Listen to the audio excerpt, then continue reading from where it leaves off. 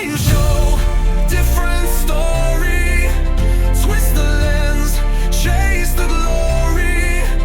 Each chapter a spark, a brand new start. Same show, different story.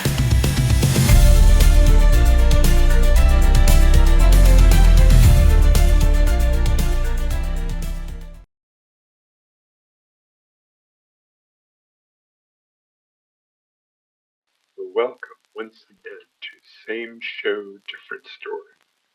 This is episode number 6, and today we'll be bringing you another in the early days of radio's spook shows. This is The Hermit's Cave from 1937 to 1944. It was an unusual show in its day because it was syndicated via scripts. The person who created it would write the scripts and they would send them around to different radio stations, and those radio stations would get their own cast together to record it. This ran for a good long while. There were over 800 episodes produced, but only about 40 or so survived. The one we'll be listening to today is called The Mystery of the Thing. And I think you'll notice in this episode, plus any other episodes if you go and listen to them online, they're scary stories, but they always have something a little unusual about them, a little bit of a twist on what would be a normal tale. This is another hosted show with the Hermit introducing the episode, very much in the style of EC Comics. And let's give it a listen, and we'll come back and we'll talk about it.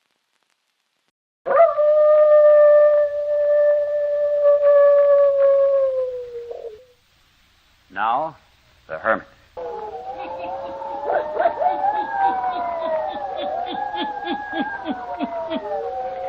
Ghost stories, weird stories, and murders, too. The Hermit knows of them all. Turn out your lights. Turn them out. Have you heard the story? The mystery of the thing?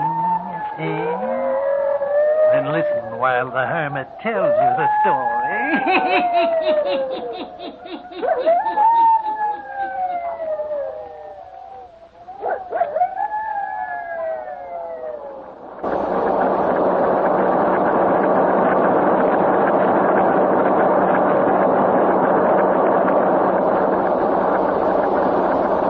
New development and mysterious disappearance of Dawn Forestier, beautiful wife of Dr. John Forestier.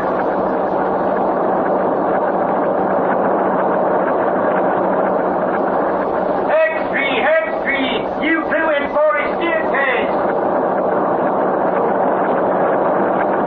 Sure, I saw the coat. It was Dawn Forestier's, that's for sure. Had her name stitched in it. As beautiful a piece of sable as a poor newspaper reporter ever looked upon. Yeah, and her other clothing was there, too, underneath the coat. Hextree! Big foul play in Forestier case! Police hunt for body! Well, read it aloud, Clara.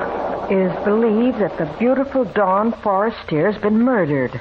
This morning, several hours after Dr. Forestier reported his wife missing, Sexton Rolfe Griggs of Green Cedar Cemetery found a bundle of clothing inside the cemetery gate, which has been identified as belonging to Mrs. Forestier. Oh, golly.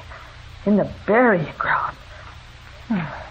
Readers of the Gazette will recall the dramatic circumstances which have surrounded Dawn Forestier since early this year. She was discovered one morning in the spring wandering in the park near Longview Hospital by Dr. John Forestier. Sure, I remember. Read all about it. She was a victim of amnesia. Oh, yeah.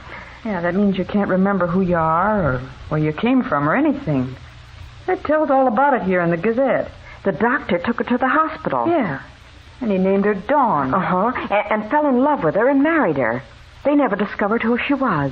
It says here, it was thought at the time the beautiful woman who later became the bride of Dr. Forestier might have attended a masked ball or came from the stage. But no such person was ever reported missing. Sure. Don't you recall it, Clara? She was dressed in an old-fashioned gown that was torn all to tatters. Yeah, and now she's disappeared again, as mysterious-like as she came. Oh, gee, ain't it awful? You know, Clara, I kind of got it figured out. I'll bet she was the moll of some gangster who spirited her away and murdered her. Gee, murdered. Probably cut into 100... Gentlemen of the press, I have called you here to my home to tell you that you need not continue your search for Mrs. Forestier. What do you mean, Doctor? Not to continue the search? What's the dope, Dr. Forestier? Have you located her? I think perhaps we have. Well, where is she, Doctor? Where'd you find her? Please. What are you going to do? Please, gentlemen. If you will kindly allow me to do the talking, or rather, if you will permit Mrs. Forestier to speak. Then she is here in the house? No. My wife will speak to you through a letter she left behind for me. I only discovered it this evening. For you see, she had placed it in a volume of verse from which I often read to her. Oddly enough, I had thought I would never want to open the sonnets from the Portuguese again. It was against my will that I turned to it this evening. Perhaps guided by dawn. Who knows? Who can say? It was here I found her letter to me. What is in the letter, Dr. Forestier? I'm about to read it to you. There will be a few passages I will omit. They are personal messages meant only for my eyes. But here is the story of the disappearance of Dawn.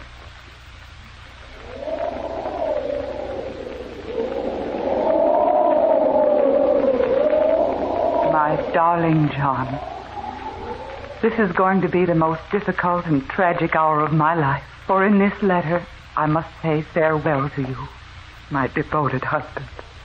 The story I have to tell you, John, will be so strange and terrible that at first you won't believe it.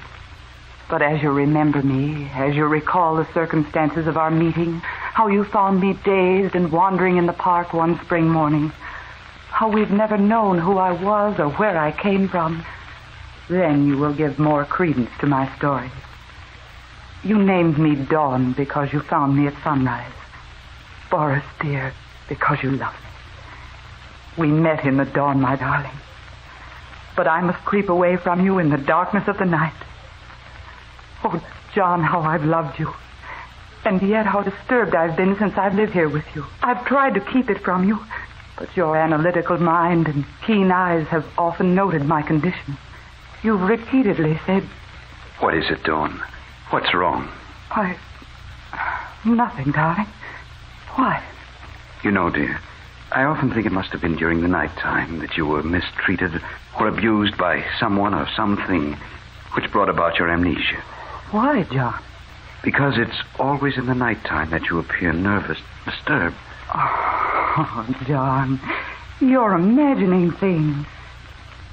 It was not you, John, who was imagining things. It was I. At least at first I thought it was a product of my imagination. It happened for the first time a few days after we returned from our honeymoon and had come here to live. You had left my room. I had turned off the light by my bed, prepared to sleep. First, I thought I must be dreaming. From a distance, I heard a singing wind, like the opening strains of a melody played on an organ. Something quickened within me.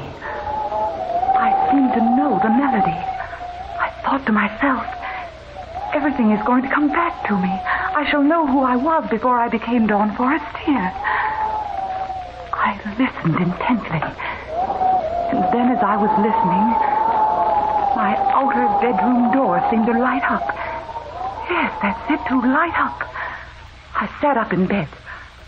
A street light shining through my window made the thing that materialized against my door very discernible. I could see that it was something phosphorescent. It glowed and shimmered in the half-light. Then I could see that it was taking a shape and form, the form of a human being. For many seconds I looked upon it, too frightened to speak.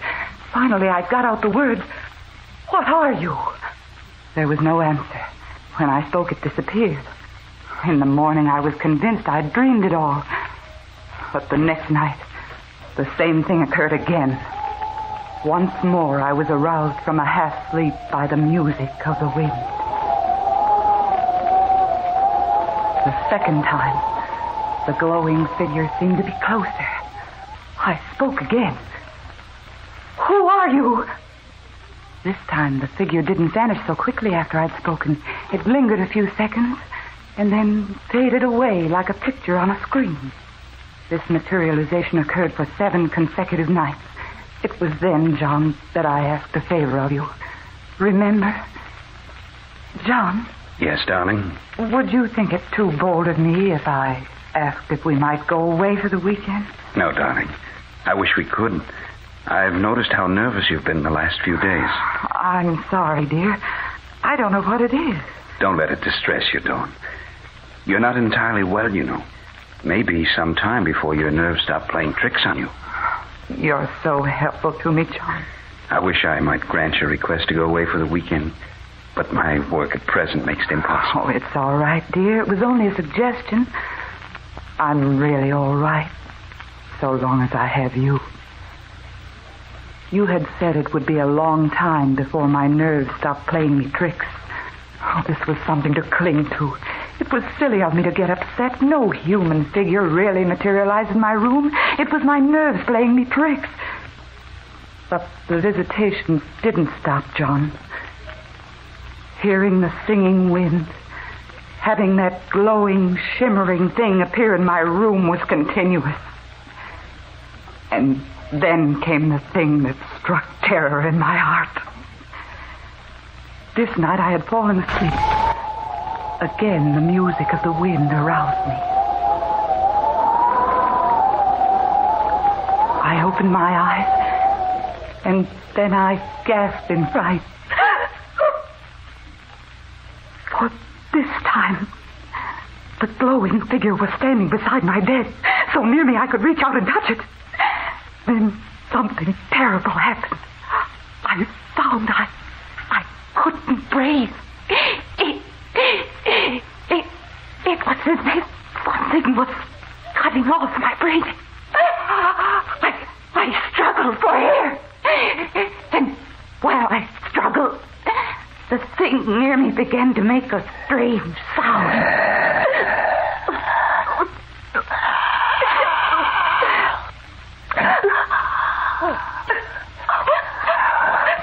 Then I sensed what was happening. The thing was somehow taking the breath from me, getting it into its own body.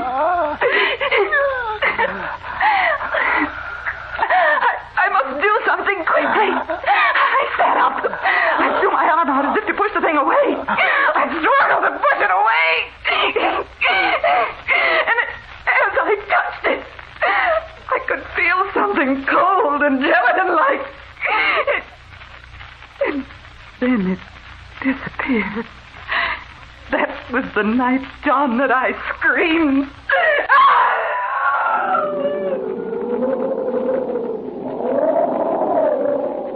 Darling, what is it?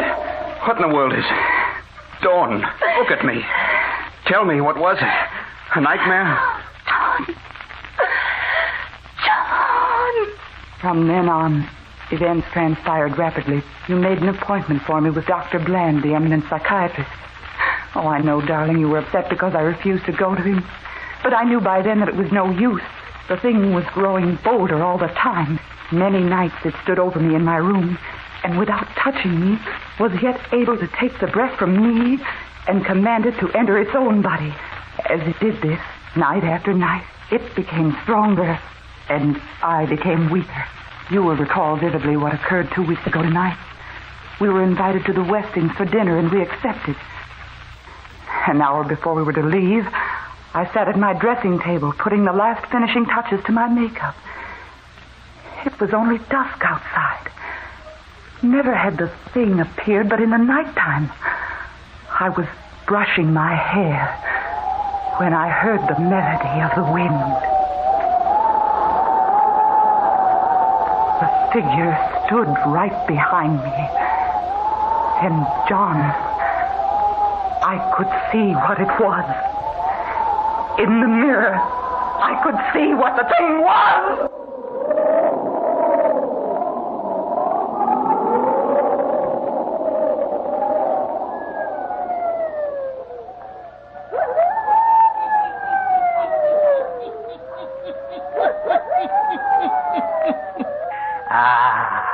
And what can be the thing that haunts and torments the beautiful Dean Forestier?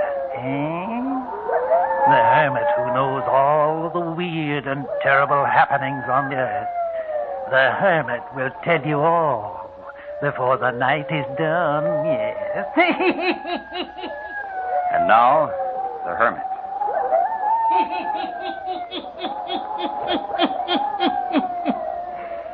And now Dr. Forestier continues to read to a group of newsmen the letter his wife, Dawn Forestier, left for him before her strange disappearance. Listen to Dawn Forestier's story of the mystery of the thing.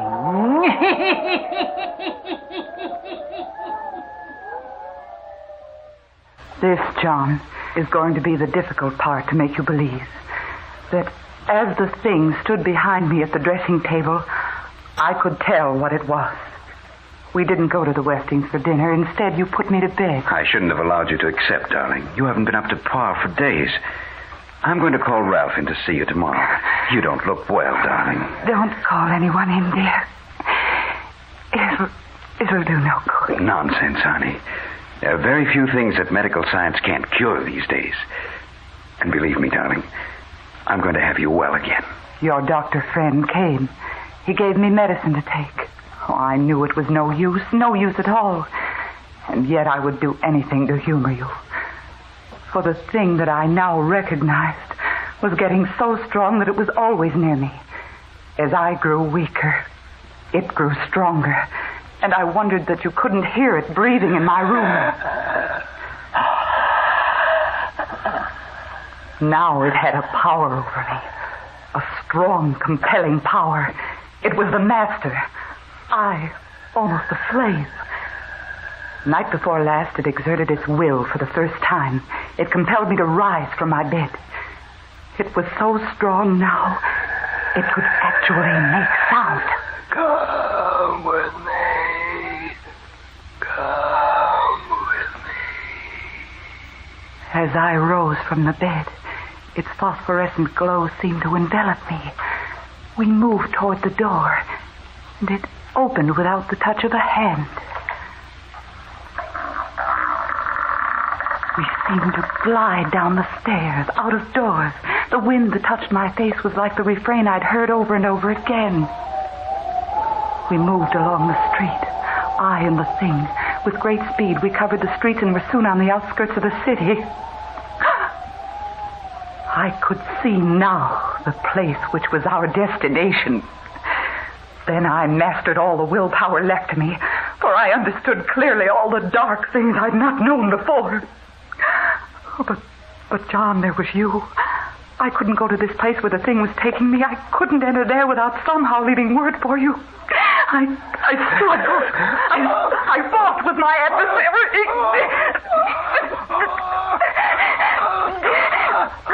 I was gaining. I broke away. Somehow I got breath and strength enough to return home and to my bed. Now comes the end of my story and my farewell to you. Here, gentlemen, I will omit a page. It is personal. But what happened to Dawn? Where is she? Since this morning, when the sexton at Green Cedar Burial Ground found my wife's clothing, permission has been granted by the state for me to check up on the material found in this letter I've almost finished reading to you. I'm refraining from reading the last pages till we have made a visit to the cemetery. If you men of the press will get in your cars and follow me, we may be able to complete and verify the information given to me by Dawn Forestier.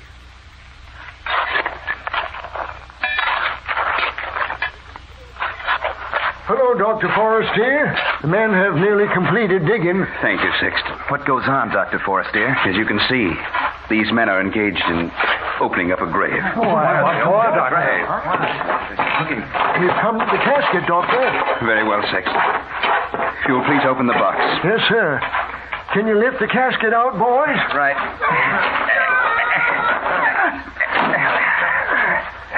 Now, gentlemen, after the box is opened, I will read the remainder of my wife's letter.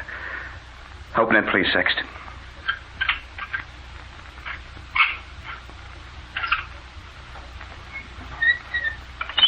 Well, great heaven.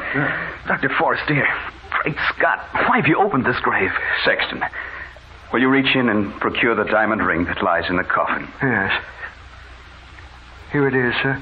This is my wife's ring, gentlemen. How did it get in this coffin? Here are the last pages of my wife's letter to me. Now comes the end of my story and my farewell to you. John, I knew from the moment I saw the thing in the mirror of my dressing table. I knew from then on who and what it was. The first night I was strong enough to break away from it as it drew me to the gates of Green Cedar Cemetery. And I've spent my last day writing this letter to you. For tonight, the thing will appear again. And this time, I must follow it. I must follow it to the grave, John. Into the grave. I know how it will be. The thing, the protoplasm that has appeared before me so many nights and has grown in features and strength, will absorb me until I'm no longer a living person, and I must follow it. First, I will hear the music of the wind. Then the thing will appear, and I will be dissolved into it. John, my darling, in case you don't believe my story, open the grave near which you will find my discarded clothing. For I'm wearing the ring you gave me, my love. I'm wearing it as I return to the grave. For you see, John, the thing that I saw in the mirror, that which has gained power over me, is I, John. It is my own ghost, come to claim me to return to the grave from which I broke away.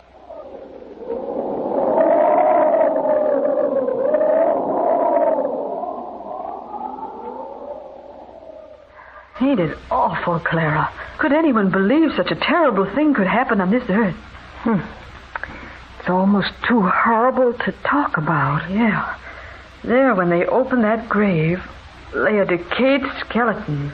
Wearing the same satin gown that Dawn Forrester was wearing when she was found wandering in the park by Dr. Forrester. And there was Dawn's ring inside the casket. Yeah. It says here in the Gazette that the inscription on the tombstone over that grave read, Lila Manton. And Lila Manton was a famous actress 85 years ago. She died one night very suddenly, just as she was to appear on the stage. Her cue to appear on stage was an organ playing. The music was written by the man Lila Manton was going to marry that night after the theater play was over. And the name of the man was David Forrester. He was a relative of Dr. John Forrester. But she died that night. The marriage never took place. What do you think it means, Clara? Does it mean that Lila Manton returned from the spirit world to live out her life that was ended so suddenly? Sure, I think so. But her ghost body made her come back to the grave. Well, that's how I got it figured out.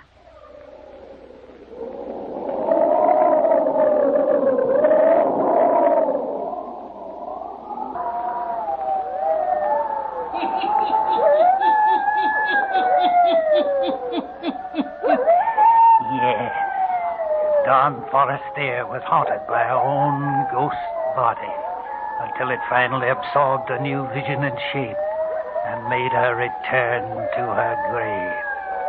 Yes, turn on your lights. Turn them on.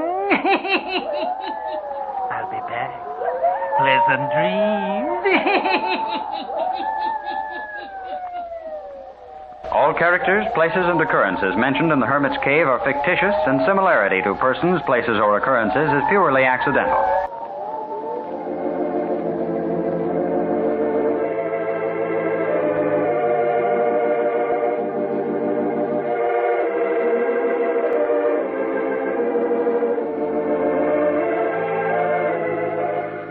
characters, places, and occurrences mentioned in the Hermit's Cave are fictitious, and similarity to persons, places, or occurrences is purely accidental.